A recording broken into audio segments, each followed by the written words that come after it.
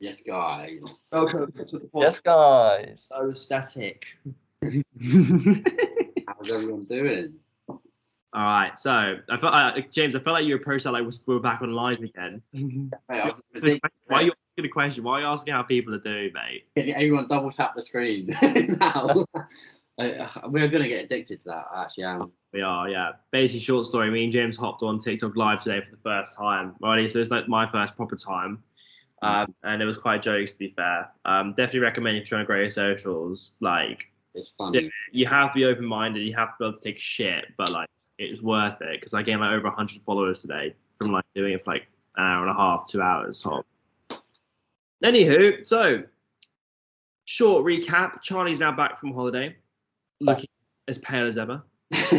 Mate, if we'd have done this call like 5 days ago, I'd have like outworked you all in the tan department. Yeah, sweet. Okay. James is just being a stud as normal. Traffic. Just messaging mums as normal. Yeah, that's my life. Yeah, and I'm just doing my thing as well. Gym, and then had graphics, which we talked about in the last video, and then I've got a holiday as well in 2 weeks, which I'm gassed for. So yeah, basically that's just a short recap. Charlie's getting back into training again. Yes, back in a surplus now as well. Yeah, so the boys excited to surpluses again, gaining boys. Huh? Gaining boys. Oh yeah. Getting fat again. Definitely going to try and push past 100 kilo this time. Come on. So I got up to 95 last time. So yeah, 100 kilos definitely happening. Yeah. This time around, but yeah, it's going well. I mean, body weight's dropping this week, so yeah. Food will definitely be increased come Friday. So yeah, it'll be good. It'll be good. I'm excited. At the moment. Huh? Where's your food calories or macros? Training days: 250 protein, Mm. 400 carb, Oh, that's chilling. 60 fat. That's such comfortable. That's such a Yeah, comfortable. it's easy as fuck. It's so nice. Yeah, it's just enjoyable as well. So enjoyable. I feel like 400 carb is like the sweet spot for enjoyment. Yeah, I reckon 400 to 500 I can just breeze through like no issue. Then I think once it gets past 6 and 7, that's when the force feeding When it goes past 550, that's when I start to really struggle. Like really, really struggle. Yeah, but we'll see. Hopefully, I mean, I won't be surprised if I go past 800 carb this time. But yeah, probably. Christ, man, your food bill's gonna be extortionate. yeah, no, that's one thing I did like about dieting was like I literally barely spent anything on food because it lasts so long. Yeah, that's spending a lot of time in the kitchen as well, like, just, isn't it? Yeah, it is to be fair, but it's over like the dieting phase. Like when I was in off season, I used to be like very like complacent with like food prep and I'd just meal prep like as the meals came along.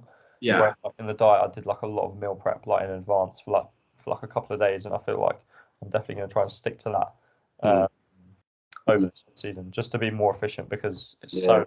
It's time consuming. So time consuming. Yeah, it is. Yeah, and then me and James are. Well, I'm in the main gaining phase, not quite. I'm in surplus, but not like massive surplus. James is on his way up as well again. So all three of us have kind of finished. All three of us to like our cleanups and mini cuts and whatnot, and we're all going to be sending. Me and James are going to try and get to 95 kilos, just being chonky boys.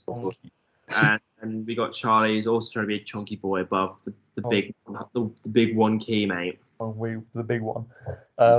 James, how are you finding it? Obviously you're coached by yourself now, so how are you finding that? I'm finding it like it's sweet doing it by myself because like I don't necessarily need that accountability.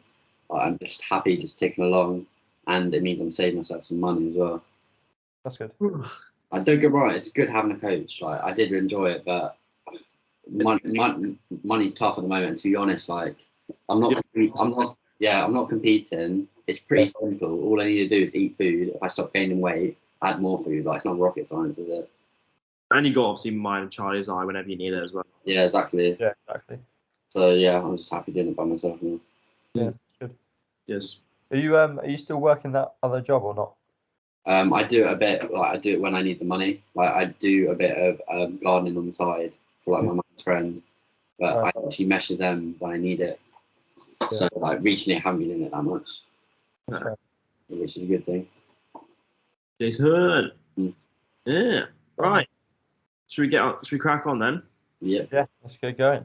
So today's topic is going to be how to structure a leg session. Obviously, we'll try and keep in mind a few different variables and kind of give you guys a few different options, because obviously there are multiple ways to structure a leg day, but we'll try and keep this short and concise and that you guys have easy, consumable information. So I think first off, to start off with, there's probably a good place to look at frequency. So obviously with legs being a very large muscle group and being a very taxing, fatiguing muscle group, I would say that it depends obviously on your goals as to how much you should be training a week. Like if you're, I mean, minimum a week, once a week. I think we can all agree on that. Don't fucking skip legs. Don't be a little bitch. Yeah. But then obviously if you're looking towards doing classic physique, bodybuilding, or if you're potentially obviously a female as well, then obviously multiple leg sessions in a week will potentially be occurring. However, I think 2 to 3 is max. Like I don't think you could really do like, and the volume has to be, I mean, like we could go on for fucking forever for this with the details, but yeah, like just make sure when you are choosing your split and keeping in mind your leg frequency is reflective of your goals. I think that can all be agreed as well. Yeah, I like to also, I think this has become quite popular in the industry now, but I've started, obviously I do it. I think it works quite well with having like a sole like leg day and then having like a pull and hams day. It's like a little top up. Posterior, yeah. Yeah, like a posterior day. You can even throw in a little bit of quad. Like I think doing like a leg session, like a 1.5 sessions of legs is works quite well. Yeah, definitely. Well, what I've done recently, like I used to do 2 leg sessions a week, but I just simply was not recovering in time for the next leg session. So I dropped it down to 1 a week, and obviously training to complete failure. And I've seen a lot more progress just having 1 a week. But it took me a while to realise that I just wasn't recovering in time. It's definitely a lot more beneficial, but obviously it's all personal preference and like whatever your goals are, like what Josh said. Yeah, I've just done what Chaya said. Like I was training legs solely on their own. I was hammering them with a lot of volume because it was 1 session. So I was doing 1 adductor, 1 calf exercise, and then I was doing 3 quad and 3 ham all in 1 fucking session. Gosh, it's a lot of volume. And it used to take you like 5-6 days to even just recover, didn't it? Oh, mate, I would train them on Monday, and my legs would just be about fresh Friday. Yeah. And it'd still be like a tiny little bit left over. It's a lot. But it was good though, because then I meant I was obviously like recovering in time for my next session the following Monday. But now I've taken 1 ham out of the leg day, put it on my back day, and made it a posterior day, and then from there I can add a little bit extra volume over time. Just so, because for me hamstrings is something I'm trying to bring up, so I'm gonna try and train my hamstrings twice. Yeah. So that kind of covers obviously frequency and then volume. Charlie, do you wanna take a spin on this?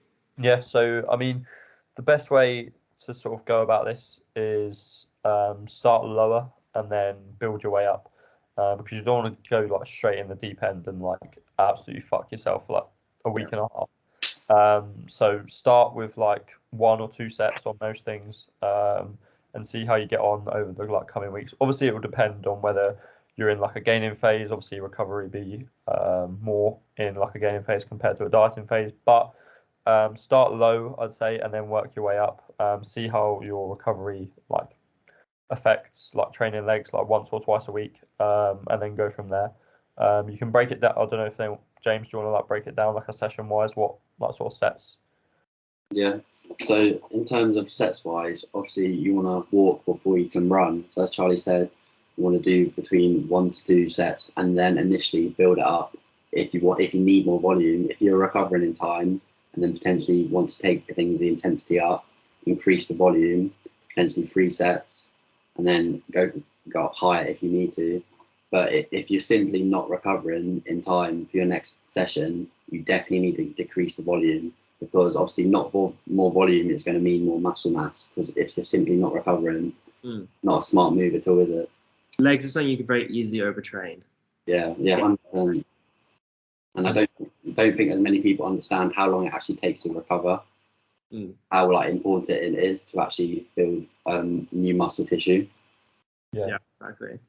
I'd say yeah, and then like in terms of like I said, like probably it depends if your style of training is like low volume or high volume. I know across the board, all of us kind of take a more low volume, higher intensity style approach. whether like with a top set and back offset style, then with the occasional extended set in terms of like a drop set or muscle round cluster set kind of thing, or even a rest pause.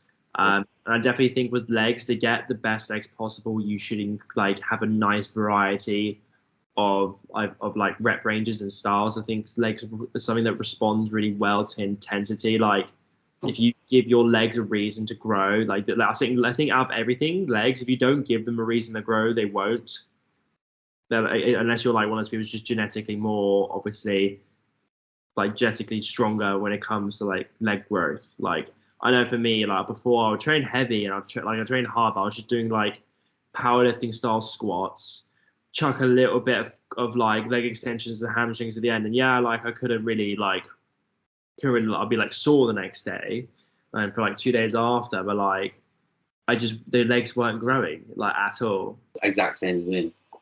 Yeah. Until I started doing like smarter leg training more than anything. So like starting with an adductor, like I never used to do adductors, so I'll start with adductors. And then potentially even putting your calves in after adductors. That way you don't just chuck them on at the end of your leg session, because chances are you're going to give more to a hamstring or quad exercise than you are to your calves as your last exercise. So maybe getting this is what I do. I start with adductors and then I do calves, and then I'll go into obviously I personally like to do a little bit of like isolation work before I go into more of a compound. So like I'll do seated hams and leg extensions before I even do like my big leg movement, whether it be a hack or it's a leg press. Yeah, I feel like lots of people think, oh, if I do my isolations first, I'm not going to be as strong on my compounds, but that is not the case. Like if you do your isolations first, you're simply going to be warmed up better. It's going to be more blood in the muscles, so you can perform better in your in your compound movements. I do that as well. Yeah, I'd say like that made a massive difference for my leg growth. And going back on the whole recovery thing, or like the strength even, just because you're doing that first doesn't mean you're not going to progress. Like realistically, once you've been in a split, where like in a set split and an exercise selection, when you've had the isolation first, it's not like it's going to stop your compound from progressing. Your compound probably progresses the exact same rate as it would normally anyway. Difference is it might just be a little bit less, but the rate of progression is the main driving factor that's going to be obviously influencing the hypertrophy.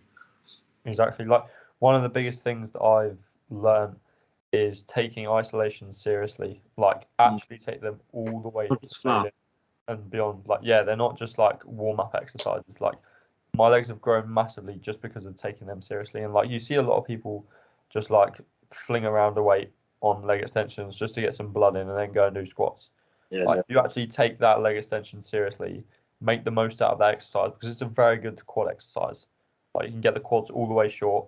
And if you do it at the start of the session, the range of motion, when it's very rare. It's very hard to put a quad in a position where it's fully lengthened. Like because like realistically there's other exercises where you can load the quad like that. You can't really do like sissy squats and stuff like that, like with a lot of load. Versus leg extension is the only chance you're really going to get in the session to put it through its full range of motion. Yeah, exactly. So yeah, definitely start taking them seriously, because you'll see your legs blow up, for sure. I've definitely seen a lot more. I mean, you've like obviously just from training legs at Physique now consistently for the last, I joined in like September, so October, November, December, January, so like about 10 months now.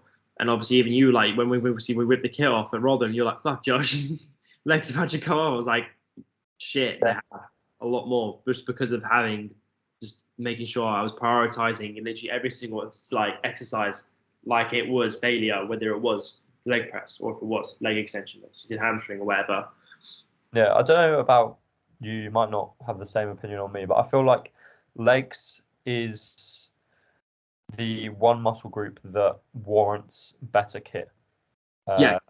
Yeah. With things like back, chest, shoulders, like you can get away with doing like cable work, dumbbell work, like not a problem. It'll still grow. Whereas legs, if you pick like a gym with like a really good leg extension, seated ham, a good hack squat, just a leg as well. Your leg growth will be so much better than going to like a pure gym with a matrix leg extension and leg curl and then some sort of like weird hack or something, and doing like barbell squats. Like it'll be night and day difference. Yeah, well, that's happened to me because Yeah, I was exactly. actually Watson with Watson kit, and like Watson kit shit. Yeah, well, it happened to me when I went to the coach. I started using the Cybex hack and things like that. Legs have blown up. Exactly. And James is. I think you recently said yourself recently have really learned how to train legs as well. Yeah, 100%. Because obviously before, like, I was at Atlas, I was just at Pure Gym, and mate, like, just the machine. Like, yeah, Pure Gym is not okay. And I think that's another. Obviously, you can make progress, but it's another factor you need to consider. What gym are you at? Are you at one of these like elite level gyms where you have where you're lucky enough to use this high level equipment, or if you're at a Pure Gym, like, utilize the best machines or do kind of different exercises where you can kind of make the most out of it. But yeah, I mean, like recently well, not that recently now, but like since coming to Atlas, I've probably learned how to train legs properly. Yeah, that's And good. not neglect the isolations. What if you had to pick one thing that you learn to actually grow your legs properly, what would you pick? One thing. For me, it'd definitely be focusing on my isolation movements before my compound, because I literally always had the idea in my head, if I don't do my compound first, I'm not going to be able to match the same strength or increase it from last week. I'd say choosing leg compound movements that you actually physically connect with to a certain degree. I'm not saying you need to feel it like an isolation movement, but like if you don't feel like the tearing in your fucking like quads when you're doing it like a leg press, like you know that feeling when you come into the hole, you can literally feel like you're like all the blood rushing into your legs. Like if you can't feel that, if you're just like moving it and like it just feels like pain, you can't feel like the contraction and like the extension, like and the lengthening portion, like switch to potentially a different leg exercise you connect with. Like I know for me, my like legs made a massive difference when I stopped doing barbell squats and I started doing hack squat. I would say hack squat has grown my legs the most out of any leg exercise that I had ever done. Yeah. Massively. Yeah. And so yeah, choosing compounds you connect with. Yeah, and going on like leading on from your point, like when I was on holiday, they had like a techno gym pin loaded leg press. I went on it and it absolutely felt nothing. Like I never feel anything on pin loaded leg presses. Like I just think they're awful. They're great for calves, but they're just general awful for me. So I just didn't pick it because I know I was just not going to get anything out of it. Do you know what I mean? Yeah. But yeah, I'd say probably the biggest tip is probably similar to James, like taking extensions and like ham curls all the way to the failure and taking them seriously. I think that's my biggest tip. Yep.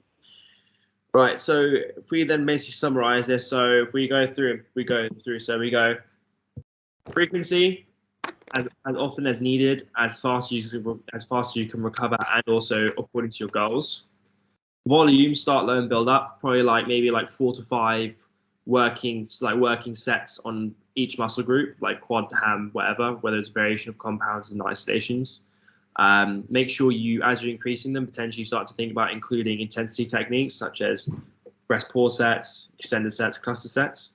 Yeah, I mean the only reason like a benefit of using those like intensifiers is to just save time, because if you're building up your volume, like you're going to be in there. Like my leg sessions are like 3 hours long at the minute. Like if I add on like another set of hacks, that's going to take another 10-15 minutes. Yeah. Oh, at least. Yeah. So then, and then so yeah, use different like obviously amount of variation technique when warranted in terms of time obviously time efficiency, and also potentially if you are at a level of training that warrants it. I don't think you need to be doing unless time efficiency is an issue. I don't think you really need to be doing any kind of like intensifiers. Choosing a variety of rep ranges, so stuff like 6 to 10, 5 to 9, 8 to 12, 12 to 15. Generally not going above 20 reps. Try and keep your reps under 20. I'd say 20 is kind of cut off unless you're doing something like an extended set where you are doing obviously more than 20 reps, but it's broken up. If you're just doing straight sets, just try and keep the reps under 20. Just because the only reason is like the last 5 reps of your set, the only reps that actually like stimulate any kind of growth. So as long as you're taking your last 5 reps to failure, that is the main thing. But obviously, if you start doing more than 20 reps, you're just doing a load of unnecessary potential volume, which you could be saving then to do legs again in a pseudo session. So yeah, anything else? Intensity, absolutely fucking maximum. You don't train legs. Maximum. If you're not crawling out of that leg session, dying. You're not walking like I am right now, like C3PO. Yeah, you're going back in and doing 5 more sets. Yeah. Don't be comfortable with your training, like simply just don't. And you have to get so uncomfortable with. That's definitely something you need to get. You need to learn to get hell uncomfortable and really push past barriers you really don't want to push past. Because a lot of the time, You, Charlie, that set of you doing that leg press where you almost fucking didn't lock out the banded leg press. oh Like my God, that's not a rep you want to be doing, mate. Because those you feel fucking awful after those because you mate, everything. we're only meant to go to 30. We're only meant to go to 30. I think I did like 33. Yeah, Keep going. It was ridiculous. But the pain, I could barely stand up afterwards. yeah, exactly. Fuck yeah. Uh, They're But not. that's shit that's going to grow your legs. So However, I do think leg training is probably the most rewarding out of all training as well. oh, 100%. I feel like in the moment, like you feel like once you've done that leg session, even though you feel battered, you can walk out and think, yeah, fuck, I've smashed that. Not just that, as in when you've after months of gaining. Oh yeah, that's what I mean. Yeah. Also after Put months. that pair of jeans on that you they used to fit you, and they're like snug. You look in the mirror, and you're like, "Damn, son! Like, fuck it out. Those are filled. Like, there's not a better feeling. Like, I have to buy new jeans again. I'm so gassed, but I don't want to buy the new jeans, but I know I need to." Yeah, mate, since my legs have grown, I hate wearing jeans. Just cargos. Yeah, mate, that's legit cargos and trackies. Yeah, cargos are the way for you. Don't like stuff just like hugging your quads because it's just uncomfortable. I like Legend London jeans. I have to admit, I still do like them. Not when they're like skinny jeans, but when they're like fitted. Yeah, to be fair, I've got like the slim ones. Then they're alright because they're not too like super skinny. Yeah. So I think that kind of anything else we've kind of talked about. So like, obviously, potentially favoring isolation first. If let's say you've been training legs for a long period of time and you haven't seen any changes, you want to switch something up, try isolation first. And if you're doing isolations first and you're not seeing any growth, maybe switch the other way and see what happens. Mm-hmm. Just obviously mixing that up. It obviously is you got to shock the muscle, bro. All right. So what you're gonna do is you're gonna go in to do a calf press, and you're gonna squat and massive gains. That's it. That's how you grow legs. Exactly. Yeah. Anything else? You utilize your equipment at your gym, like depending on what you have. Yeah. And obviously, if you want a good leg day, I'm sure all of us have got different leg days on our Instagrams, social medias of sorts that you potentially use as a trial and see if you like it or not. Mm-hmm. Or if you want to see how to take a leg set all the way there, then look at our Instagrams as well, because everyone here trains legs hard. So that's what I mean. Right, boys. I think it's a good place to leave it. 22 minutes, short, concise. Love it. Wonderful stuff. Wonderful stuff. Right. Well, like, share the fellow cunt, comment, subscribe.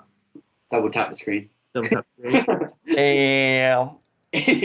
Can I get an in the comments? Like all things in the comments. Anyway, love and peace, everyone. Good as always, Charlie. Good to have you back, my friend. And let's get this fucking Megamorph train rolling. Oh yeah. See you guys in a bit. Yeah, A bit.